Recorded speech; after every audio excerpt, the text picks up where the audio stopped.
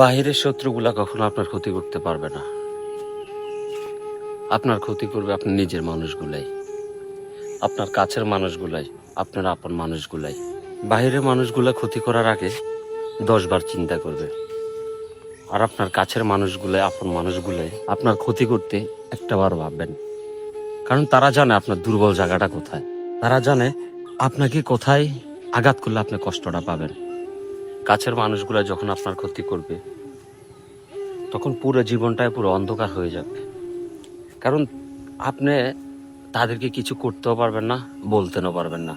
অন্য কোনো শত্রু থাকলে আপনি তাদের যে কোনো একটা কথা বলতে পারবেন, কিন্তু যখন আপন মানুষগুলো আপনার ক্ষতি করবে বা আপনার শত্রু হয়ে দাঁড়াবে, আপনার কিছু বলার থাকবে না বা কিছু করণীয় থাকবে না। আপনি বলতে যাবেন, কোনো দামই পাবেন না। সবাই ভাবে যে নিজের ক্ষতিগুলাই হয়তো অন্য মানুষগুলাই করে না, আপনার ক্ষতিটা কিন্তু আপনার নিজের কাছের মানুষগুলাই, আপনার আপন মানুষগুলাই করে। একটাবার চিন্তা করে দেখেন, একটাবার ভাবেন, তার উত্তরটা অবশ্যই আপনি পাবেন। তো আমার ক্ষতি যারা করছে, আমার আপন মানুষেরা, তাদেরকেই বলবো, ক্ষতি করতে পারো, কোনো সমস্যা নাই, তবে উপরে একজন আছে। হয়তো অল্প কিছু দিনের জন্য বা সাময়িক কিছু কষ্ট পাবো, তবে সমস্যা নাই, সারা জীবনের জন্য তোমাদেরকে চিনে রাখবো। ক্ষতি করছো, তাতে সমস্যা নাই, ভালো থেকো সবসময়।